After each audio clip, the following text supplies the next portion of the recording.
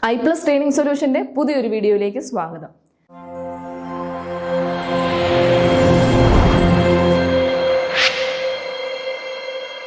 Question answer ഡിസ്കഷന്റെ series start ചെയ്തു. കഴിഞ്ഞ വീഡിയോയിൽ നമ്മൾ set paper 1 July 2025 part 1 video ആയിരുന്നു നമ്മൾ എടുത്തുകൊണ്ടിരുന്നത്. 10 ക്വസ്റ്റ്യൻസ് ആണ് നമ്മൾ ഈ ഒരു വീഡിയോയിലും ഡിസ്കസ് ചെയ്യാൻ പോകുന്നത്. നമുക്ക് നോക്കാം, ക്വസ്റ്റ്യൻസ് ഡിസ്കസ് ചെയ്യാം. ക്വസ്റ്റ്യൻ്റെ ഓപ്ഷൻസും ആൻസറും വിത്ത് എക്സ്പ്ലനേഷൻ നമുക്ക് ഈ ഒരു വീഡിയോയിലൂടെ എക്സ്പ്ലെയിൻ ചെയ്യാം. നോക്കാം, ഡിസ്കഷൻ പാർട്ട് 2 ആണ്.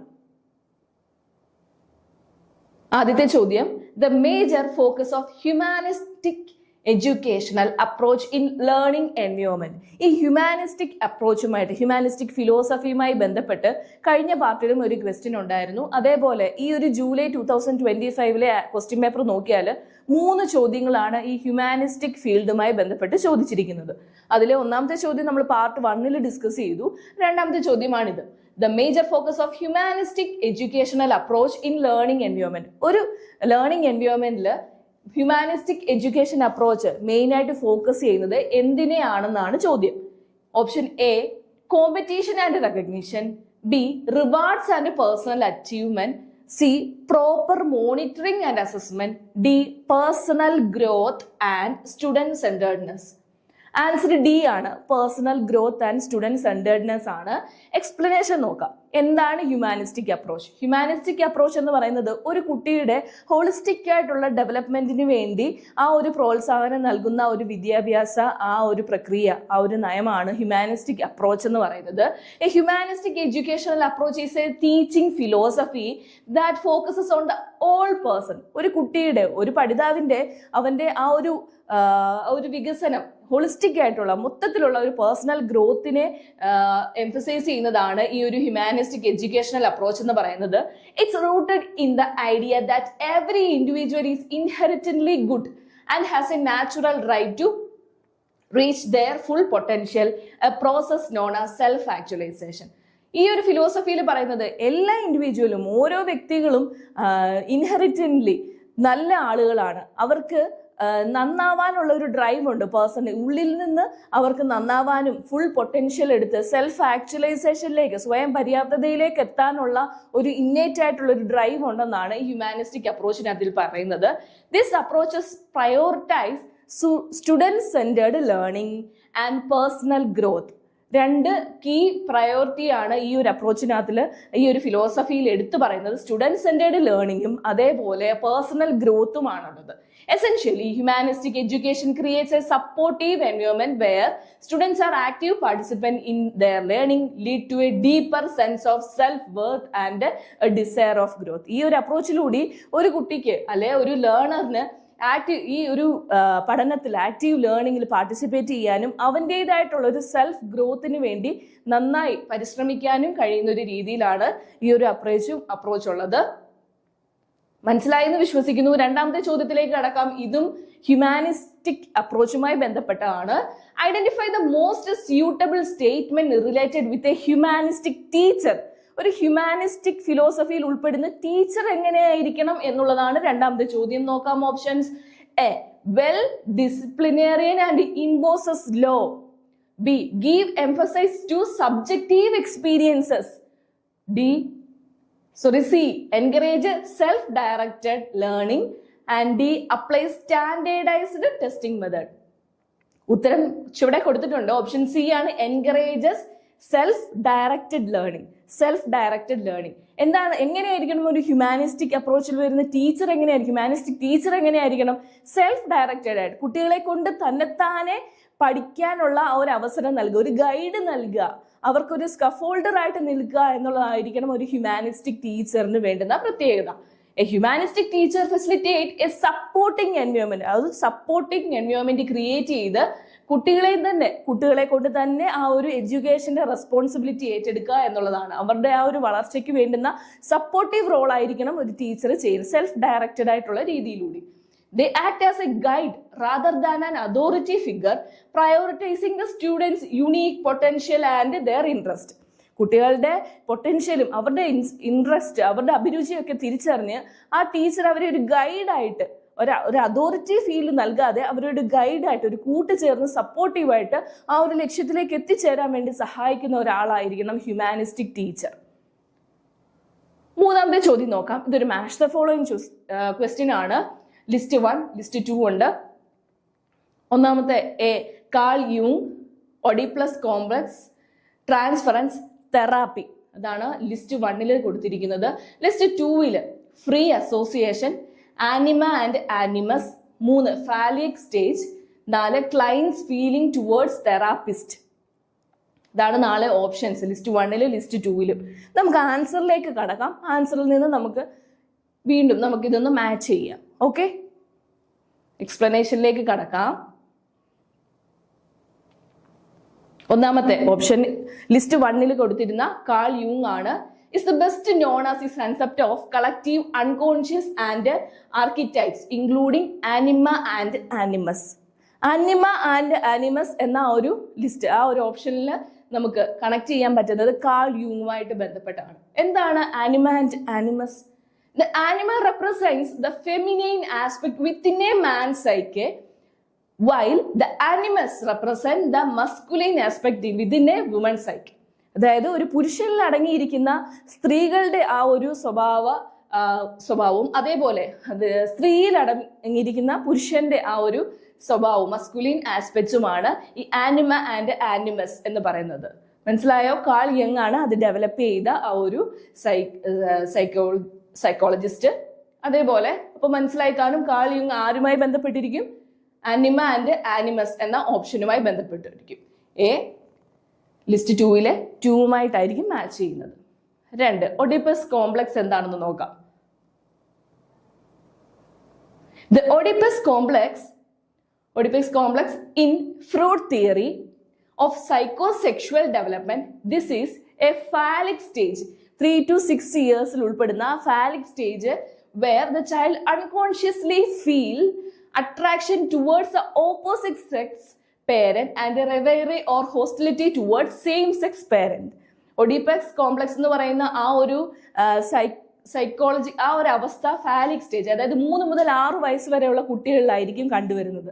അതെന്ന് പറഞ്ഞാൽ ഒരു കുട്ടിക്ക് ഓപ്പോസിറ്റ് സെക്സിലോട്ടുള്ള പേരന്റിനോട് ഒരു അട്രാക്ഷനും അതേപോലെ സെയിം സെക്സ് ഉള്ള പേരന്റിനോടൊരു ഒരു അകൽച്ചയും കാണും. അകൽച്ച എന്ന് വെച്ചാൽ ഒരു സ്നേഹക്കുറവ്, സ്നേഹം കൂടുതൽ. ഇപ്പോൾ നമ്മൾ പറയാറുണ്ട് എക്സാമ്പിൾ, പെൺകുട്ടികൾക്ക് അച്ഛനോടായിരിക്കും കൂടുതൽ താല്പര്യം, അതായത് ഓപ്പോസിറ്റ് സെക്സ് ഉള്ള ഫാദറിനോടായിരിക്കും കൂടുതൽ താല്പര്യം ഈ ഒരു സ്റ്റേജിൽ, ചെറുപ്പത്തിന്റെ ആ ഒരു സ്റ്റേജിൽ. അതേപോലെ ആൺകുട്ടികൾക്ക് ആരോടായിരിക്കും? അമ്മമാരോടായിരിക്കും ആ ഒരു സ്നേഹം, ആ ഒരു അട്രാക്ഷൻ കൂടുതൽ. ആ ഒരു അവസ്ഥയാണ് ഒഡീപ്പസ് കോംപ്ലക്സ് എന്ന് പറയുന്നത്. അത് ഏത് സ്റ്റേജിലായിരിക്കും എന്നാണ് ഫ്രൂഡ് പറയുന്നത്? ഫാലിക് സ്റ്റേജ്, അതായത് 3 to 6 years റേഞ്ചിലാണ് ആ ഒരു അവസ്ഥ വരുന്നത്. മനസ്സിലായോ? അപ്പോൾ രണ്ടാമത്തെ ഓപ്ഷനായ ഒഡീപ്പസ് കോംപ്ലക്സ് എന്തുമായി കണക്റ്റഡ് ആണ്? ഫാലിക് സ്റ്റേജുമായി കണക്റ്റഡ് ആണ്. അടുത്തത് നോക്കാം, ട്രാൻസ്ഫറൻസ്. എന്താണ് ട്രാൻസ്ഫറൻസ് എന്ന് നോക്കാം. Transference is a key concept in psychoanalysis where a patient unconsciously redirects their feelings and desires from a significant person in their life, like a parent or partner, onto their therapist. This is directly related to clients' feelings towards their therapist. Transference എന്ന് പറയുന്നത് ഒരു അവസ്ഥയാണ്, അതായത് മാനസികാരോഗ്യവുമായി ബന്ധപ്പെട്ട ഒരവസ്ഥയാണ്. അത് നമുക്ക് എന്തെങ്കിലും വിഷമമോ അങ്ങനെ എന്തെങ്കിലും ഒരു പേരന്റിനോട് അല്ലെ ഒരു പാർട്ട്ണറിനോട് പറയുന്നത് പോലെ നമ്മുടെ തെറാപ്പിസ്റ്റിനോട് നമ്മുടെ ഉള്ളിലെ ഫീലിങ്സും ആ ഇമോഷൻസും ഷെയർ ചെയ്യുന്ന ആ ഒരു അവസ്ഥയാണ് നമ്മൾ ട്രാൻസ്ഫറൻസ് എന്ന് പറയുന്നത്. അപ്പോൾ ട്രാൻസ്ഫറൻസ് എന്ന് പറയുന്ന ആ ഒരു ഓപ്ഷൻ എന്തുമായി കണക്റ്റഡ് ആണ്? Clients feelings towards their therapist. അതാണ് ഉത്തരം. ലിസ്റ്റ് 2 മാച്ച് ചെയ്യുന്ന ഓപ്ഷൻ ഇതാണുള്ളത്. അടുത്തത് ലിസ്റ്റ് 1 ഡി ഓപ്ഷൻ എന്താണ്? തെറാപ്പി. എന്താണ് തെറാപ്പി എന്ന് നോക്കാം. Particularly, psychoanalytic therapy often uses technique like a free association. Free association എന്ന് പറയുന്ന technique. In this technique, the patient says whatever comes to mind without censoring their thought, allowing the therapist to gain insight to their unconscious mind. Therapist എന്താണ് therapy എന്ന് പറയുന്നത്? അതൊരു ടെക്നിക്കാണ്. അതായത് ഒരു free association എന്ന് പറയുന്ന ഒരു ടെക്നിക്കാണ്. ആ ടെക്നിക്കിൽ എന്താണ്? സെൻസർ ഒന്നും ചെയ്യാതെ നമ്മുടെ മനസ്സിലെ എല്ലാം ഒരാളോട് ഷെയർ ചെയ്യുക, നമ്മുടെ തോട്ട് ഒരാളോട് ഷെയർ ചെയ്യുന്ന ആ ഒരു അവസ്ഥയാണ് തെറാപ്പി എന്ന് പറയുന്നത്. ആ തെറാപ്പിയിലൂടെയാണ് ഒരാളുടെ മനസ്സിൽ എന്താണ്, അവന്റെ ഇന്നർ ഫീലിങ്സ് എന്താണ്, ഇന്നർ തോട്ട്സ് എന്താണ്, ഈ വികാരങ്ങൾ എന്താണെന്നുള്ളത് മറ്റൊരാൾക്ക് മനസ്സിലാക്കാൻ പറ്റുന്ന ആ ഒരു ടെക്നിക്കിനെയാണ് നമ്മൾ എന്ത് പറയുന്നത്, ഫ്രീ അസോസിയേഷൻ തെറാപ്പി എന്ന് പറയുന്നത്. അപ്പോൾ ഓപ്ഷൻ ഡി ആയിട്ടുള്ള തെറാപ്പി ഫ്രീ അസോസിയേഷനുമായിട്ടാണ് കണക്ട് ചെയ്യുന്നത്, മാച്ച് ചെയ്യുന്നത്. മാച്ച് ദ ഫോളോയിങ് കംപ്ലീറ്റ് ആയിട്ട് മനസ്സിലായി എന്ന് വിശ്വസിക്കുന്നു. അടുത്തൊരു മാച്ച് ദ ഫോളോയിങ് തന്നെയാണ്. ലിസ്റ്റ് 1 നോക്കാം. Hans Eysenck, big 5 model, Raymond Cattell, Gordon Allport. ചില മോഡലുകളുടെയും അതേപോലെ സൈക്കോളജിസ്റ്റിന്റെയും പേരുകളാണുള്ളത്. ലിസ്റ്റ് 2 എന്താണെന്ന് നോക്കാം. 1 openness, 2 16 PF, 3 secondary trait, 4 psychoticism. നമുക്ക് മുൻപ് ചെയ്തതുപോലെ തന്നെ ഉത്തരത്തിലേക്ക് കടക്കാം. Option A, Hans Eysenck is known as for their 3-factor model of personality. 3-factor model of personalityയുമായിട്ട് ഏറ്റവും കൂടുതൽ പ്രസിദ്ധനായ ഒരാളാണ് ഹാൻസ് ഐസ്നെക്.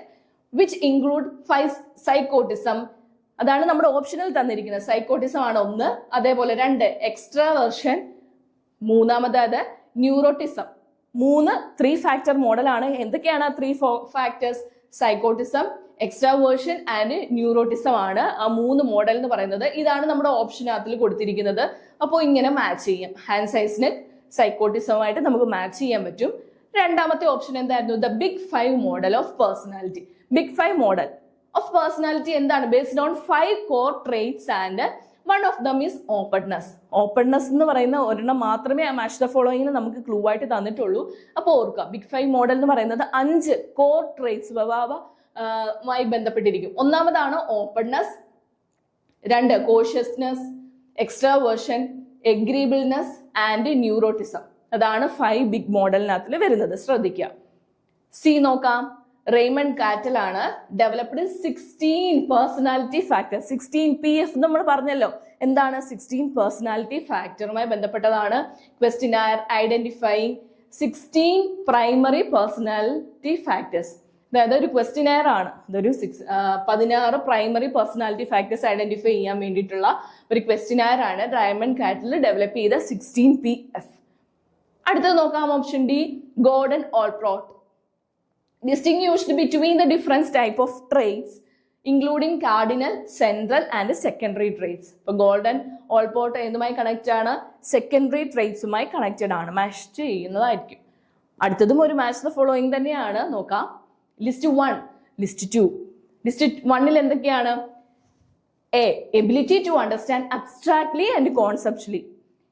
പലതരത്തിലുള്ള intelligence, spatial intelligence, intrapersonal intelligence, logical and mathematical intelligence, interpersonal intelligence. ഇത് ഏതൊക്കെയായിട്ട് കണക്റ്റഡ് ആണെന്നാണ് ചോദിക്കുന്നത്. ഏതൊക്കെയാണ് മാച്ച് ചെയ്യുന്നതെന്നാണ് നോക്കുന്നത്. നമുക്ക് മുമ്പേ ചെയ്തതുപോലെ തന്നെ ആൻസറിലേക്ക് കടക്കാം. എന്നിട്ട് ഈ ഓരോ ഇന്റലിജൻസ് ഏതുമായി കണക്റ്റഡ് ആണെന്ന് നോക്കാം. Option A, ability to think abstractly and conceptually matches logical and mathematical intelligence. ഏറ്റവും ഒരു കാര്യങ്ങൾ എങ്ങനെ മനസ്സിലാക്കുന്നു, കൺസെപ്റ്റ് ആയിട്ട് മനസ്സിലാക്കുന്നു, അബ്സ്ട്രാക്റ്റ് ആയിട്ട് മനസ്സിലാക്കുന്ന ആ ഒരു ഇന്റലിജൻസിനെ എന്ത് പറയും? ലോജിക്കൽ ആൻഡ് മാത്തമാറ്റിക്കൽ ഇന്റലിജൻസ് എന്നാണ് പറയപ്പെടുന്നത്. This intelligence involves the capacity to analyse problems logically, carry out mathematical operations and investigate issues scientifically. It's about reasoning and recognising pattern. ഓരോ കൺസെപ്റ്റ് വെച്ച് അനലൈസ് ചെയ്ത് അതിന്റെ ഒരു ഉത്തരത്തിലേക്ക് എത്തിച്ചേരുന്നതിനെയാണ് ലോജിക്കൽ ആൻഡ് മാത്തമാറ്റിക്കൽ റീസണിങ് എന്ന് പറയുന്നത്. കൂടുതലായിട്ടും ഇത് മാത്തമാറ്റിക്കൽ ഇതിലും അതേപോലെ സയന്റിഫിക് ആയിട്ടുള്ള ഇൻവെസ്റ്റിഗേഷനിലും ഒക്കെയാണ് ഈ ഒരു ലോജിക്ക് വേണ്ടി വരുന്നത്. ഒരു മനുഷ്യന്റെ ലോജിക്കുമായി ബന്ധപ്പെട്ടിരിക്കും. Ability to understand and interact effectively with others. മറ്റൊരാളെ മനസ്സിലാക്കുക, അവരുമായിട്ട് ഇന്ററാക്ട് ചെയ്യുന്ന ആ ഒരു ചില കേപ്പബിലിറ്റി ഉണ്ടല്ലോ, ആ ഒരു എബിലിറ്റിയെ എന്താണ് പറയുന്നത്? Interpersonal intelligence. ഇന്റർപേഴ്സണൽ ഇന്റലിജൻസ് എന്നാണ് മറ്റുള്ളവരെ മനസ്സിലാക്കുക, അവരുമായിട്ട് ഡീൽ ചെയ്യുക, അങ്ങനെയുള്ള ആ ഒരു ഇന്റലിജൻസിനെ പറയുന്നത്. This is the capacity to understand the intention, motivations and desires of other people. People with high interpersonal intelligence are often skilled at communication and empathy. മറ്റൊരാളെ മനസ്സിലാക്കാൻ പറ്റുക, മറ്റൊരാളോട് സംസാരിച്ചിരിക്കുക, ഈ ഒരു കമ്മ്യൂണിക്കേഷൻ സ്കില്ലുള്ളവരെ നമുക്ക് എന്ത് പറയാം? ഇന്റർപേഴ്സണൽ സ്കില്ലുള്ള ഒരാളാണെന്ന് നമുക്ക് പറയാൻ പറ്റും. Option C, ability to understand oneself and one's who emotions matches with. ഒരാളെ അതായത് ability to understand oneself and one's who emotions ഉള്ള ആളെ എന്ത് പറയും? Intrapersonal intelligence എന്ന് പറയും. Intrapersonal. This intelligence refers to a person's self-knowledge and the ability to understand their own feelings, goals, and anxieties. Its capability for self-reflection and self-awareness. സ്വയം പര്യാപ്തത, സ്വയം അറിയുക, സ്വയം തിരിച്ചറിയുന്ന ആ ഒരു അവസ്ഥയാണ് ഇൻട്രാപേഴ്സണൽ ഇന്റലിജൻസ് എന്ന് പറയുന്നത്. ഓപ്ഷൻ ഡി നോക്കാം. Ability to visualise objects and dimensions. ഒബ്ജക്ട്സും ആ ഡയമെൻഷൻസും വെച്ചുള്ള കാര്യങ്ങൾ, ഒരു സ്ഥലം കണ്ട ആ സ്ഥലത്തിന് എത്ര എന്ത് വെക്കാം, അവിടെ എന്തൊക്കെ ചെയ്യാൻ പറ്റും, ആ ഒരു സ്ഥലവും ആ ഒരു അങ്ങനെയുള്ള ഡയമെൻഷൻസും ഒക്കെ വെച്ച് അതിനെപ്പറ്റിയുള്ള ആ ഒരു ധാരണയുള്ള ഇന്റലിജൻസിനെയാണ് നമ്മൾ സ്പേഷ്യൽ ഇന്റലിജൻസ് എന്ന് പറയുന്നത്. This intelligence is ability to think in the 3 dimension. It is a capacity to visualize, mentally rotate images and use space effectively, which is important for professions like architecture, navigation and art. Art, architecture, engineering ഫീൽഡിലുള്ളവരുടെ ഒക്കെ ഒരു പ്രത്യേകതയാണല്ലേ, ഒരു സ്ഥലം കണ്ടാൽ ഈ സ്ഥലം എങ്ങനെയൊക്കെ utilise ചെയ്യാം, എന്തൊക്കെ ചെയ്യാം, ഏതൊക്കെ ഒബ്ജക്റ്റുകൾ അവിടെ വെക്കാം എന്ന് 3D ഡയമെൻഷനിലൊക്കെ അവർക്ക് ചിന്തിക്കാനുള്ളൊരു കഴിവാണ്. ഈ ഒരു ഇന്റലിജൻസിനെ എന്താ നമ്മൾ പറയാ? സ്പേഷ്യൽ ഇന്റലിജൻസ് എന്നാണ് പറയാ. ഓക്കെ, അടുത്ത ചോദ്യത്തിലേക്ക് കടക്കാം. 6ാമത്തെ ചോദ്യം. The article in the constitution suggesting free and compulsory education for all children at the age group of 6 to 14 years. 6 മുതൽ 14 വരെയുള്ള കുട്ടികൾക്ക് ഉറപ്പായുള്ള വിദ്യാഭ്യാസം നൽകണം, ഫ്രീ ആയിട്ടുള്ള കമ്പൽസറി വിദ്യാഭ്യാസം നൽകണമെന്ന് പറയുന്ന ആ ഒരു ആർട്ടിക്കിൾ കോൺസ്റ്റിറ്റ്യൂഷനിൽ എവിടെയാണെന്നാണ് ചോദ്യം. ആൻസർ എന്ന് പറയുന്നത് 21A-യിലാണ്. 21A-യിലാണ് ഓരോ കുട്ടികൾക്കും 6 മുതൽ 14 വയസ്സുള്ള കുട്ടികൾക്ക് ഫ്രീയും കമ്പൽസറിയുമായ വിദ്യാഭ്യാസം നൽകണം എന്ന് പറയുന്ന ആർട്ടിക്കിൾ ഏതാണ്? 21A ആണ്. 21A of the Indian Constitution ensures right to education as a fundamental right for all children between the age of 6 and 14. This provision was added by the 86th Constitutional Amendment Act of 2002. 2002 86ാമത് constitutional അമെൻമെന്റ് ആക്ടിലാണ് ഈ ഒരു article form ചെയ്തത്. It makes a constitutional obligation for the state to provide free and compulsory education to all children in this group. ഈ age ഗ്രൂപ്പിലുള്ള എല്ലാ കുട്ടികൾക്കും ഫ്രീ ആൻഡ് കമ്പൽസറി വിദ്യാഭ്യാസം ഉറപ്പാക്കുക. ആർട്ടിക്കിൾ 21A-യിലാണ് പറയുന്നത്. Identify the odd one. Odd വണ്ണിനെ കണ്ടെത്തുക, ഒറ്റയാനെ തിരിച്ചറിയുക. നോക്കാം. ബിന്നറ്റ്-സൈമൺ ടെസ്റ്റ്, വെയ്സ്, Cattell culture fair test, MMPI. നോക്കാം, ഓരോന്നും നോക്കാം. എന്തുകൊണ്ടാണ് ഇത് ഓടായതെന്ന് നോക്കാം. ഇത് ചില ഇന്റലിജൻസ് ടെസ്റ്റുകളാണ്. അതിനകത്തിൽ ഓഡ് വൺ ഏതാണെന്ന് നോക്കാം. Binet Simon test and intelligence test. Intelligence test ആണ്. Wechsler adult intelligence test scale, അതും ഒരു ഇന്റലിജൻസ് ടെസ്റ്റ് ആണ്. കാറ്റൽ കൾച്ചർ ഫെയർ ടെസ്റ്റ്, അതും ഒരു ഇന്റലിജൻസ് ടെസ്റ്റ് ആണ്. ഓപ്ഷൻ ഡി നോക്കാം. MMPI, Minnesota multiphasic personality inventory. ഇതൊരു ഇന്റലിജൻസ് ടെസ്റ്റ് അല്ല, ഇതൊരു പേഴ്സണാലിറ്റി ടെസ്റ്റ് ആണ്. അപ്പൊ തന്നെ നമുക്ക് മനസ്സിലാവാം ഓഡ് വൺ എന്താണ്? MMPI ആണ്. 8ാമത്തെ ചോദ്യം. The authority responsible for monitoring the implementation of Right of Person with Disabilities Act 2016 at the national level. ഒന്നുകൂടെ ചോദ്യം വായിക്കാം. The authority responsible for monitoring the implementation of Right of Person with Disabilities Act 2016 at the national level. ആരാണ് national ലെവലിൽ ഈ ഒരു right of person with disabilities act 2016 ആയി ബന്ധപ്പെട്ട് responsible ആയിട്ടുള്ള പേഴ്സൺ ആരാണെന്ന്, റെസ്പോൺസിബിലിറ്റി ആയിട്ടുള്ള അതോറിറ്റി ആരാണെന്നാണ് ചോദിക്കുന്നത്. നോക്കാം. National commission for personal with disabilities. Personal with ഡിസേബിലിറ്റീസുമായി ബന്ധപ്പെട്ട് നമ്മുടെ രാജ്യാന്തര തലത്തിൽ ആരാണുള്ളത്? National commission for person with disabilities എന്നുള്ള ആ ഒരു കമ്മീഷനാണ്. എട്ടാമത്തെ ചോദ്യം നോക്കാം. How many categories of disabilities, same അതേപോലെ തന്നെ വരുന്ന ഒരു ചോദ്യമാണ്. How many categories of disabilities are recognised under RPWD act 2016. 2016 RPWD act പ്രകാരം പേഴ്സൺസ് വിത്ത് ഡിസബിലിറ്റീസ് എത്ര എണ്ണമായിട്ടാണ്, എത്ര കാറ്റഗറി ആയിട്ടാണ് തിരിച്ചിരിക്കുന്നതെന്നാണ് ചോദ്യം. 7, 12, 17, 21. ഉത്തരം എത്ര ആയിരിക്കും? 21 കറക്റ്റ് ആയിട്ടുള്ള ഉത്തരം. Right of person with disabilities act 2016 പ്രകാരം 7 നിന്ന് 21 ആവുമായിരുന്നു, കൂട്ടുകാരനെ. ഇപ്പൊ 21 നമ്പേഴ്സ് ഓഫ് കാറ്റഗറി ആണ്, എന്താണ്, ടൈപ്സ് ഓഫ് ഡിസേബിലിറ്റീസ് ഉള്ളത്. നമുക്ക് നോക്കാം. ഒന്നാമതായിട്ട് ബ്ലൈൻഡ്നെസ് ആണ്. 2 low vision, leprosy, cured person, hearing impairment, locomotor disability, അങ്ങനെ തുടങ്ങി 21. പാർക്കിൻസൺസ് ഡിസീസ്, അങ്ങനെ 21 ടൈപ്പ് ഓഫ് ഡിസേബിലിറ്റീസ് ആണ് ഐഡന്റിഫൈ ചെയ്തിരിക്കുന്നത്. എന്ത് പ്രകാരം? Right of person with disabilities act 2016 പ്രകാരം. മറന്നു പോകരുത്, 21 ഡിസീസസ്. ഓക്കെ, 9ാമത്തെ ചോദ്യത്തിലേക്ക് കടക്കാം. Select percentage of GDP allocation towards education by NEP 2020. 2020 പ്രകാരം എത്രയാണ് GDP അലോക്കേഷൻ, എഡ്യൂക്കേഷൻ വിദ്യാഭ്യാസ മേഖലയിലേക്കുള്ള GDP അലോക്കേഷൻ എത്രയാണ്? നാഷണൽ എഡ്യൂക്കേഷൻ പോളിസി 2020 പ്രകാരം എത്രയാണെന്ന് നോക്കാം. 5%, 6%, 10%, അതോ 12%? 6% GDPയുടെ നീക്കിയിരിപ്പ് വിദ്യാഭ്യാസ മേഖലയിലേക്ക് NEP 2020 പ്രകാരം ഉള്ളത്. മറന്നു പോകരുത്, 66% ആണ്. അടുത്ത 10ാമത്തെ ചോദ്യം, ലാസ്റ്റ് ചോദ്യം നോക്കാം. അത് NEP 2020യുമായി തന്നെ ബന്ധപ്പെട്ടതാണ്. Up to what grade NEP 2020 aims to achieve universal foundational literacy and numeracy by 2025? നോക്കാം. അപ് ടു വാട്ട് ഗ്രേഡ്, ഏത് ഗ്രേഡ് ആണ് നൽകി? 2020 AIIMS, NEP 2020 aims to achieve universal foundational literacy and numeracy by 2025. 2025 ഏത് grade എത്തിച്ചേരണം, literacy and numeracy ഏത് ഗ്രേഡിലേക്ക് എത്തിച്ചേരണം എന്നായിരുന്നു അവരുടെ ഒരു aim, ലക്ഷ്യം എത്രയായിരുന്നു?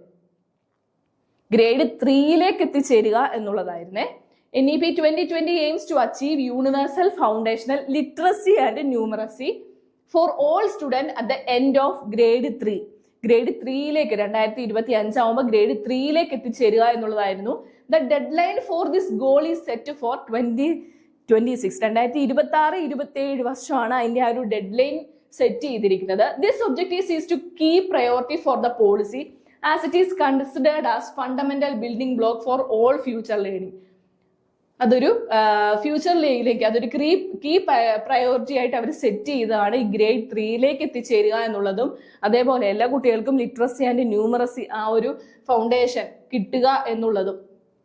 അപ്പോൾ 10 ചോദ്യങ്ങളാണ് നമ്മളിവിടെ ഡിസ്കസ് ചെയ്തത്. അടുത്ത സെറ്റ് ക്വസ്റ്റ്യനുമായിട്ട്, അതായത് പാർട്ട് 3 ചോദ്യങ്ങളുമായിട്ട്, പാർട്ട് 3 സെറ്റ് 10 ചോദ്യങ്ങളുമായിട്ട് നമ്മൾ ഉടനെ തന്നെ കാണും. എന്തായാലും ഈ ഒരു ക്വസ്റ്റ്യൻസ്, അതിന്റെ എക്സ്പ്ലനേഷൻസ് നിങ്ങൾ ഓർത്ത് വെക്കുക, എഴുതി വെക്കുക, നോട്ട് ചെയ്ത് വെക്കുക. അപ്പോൾ അടുത്ത ക്ലാസ്സിൽ കാണും വരേക്കും ബൈ.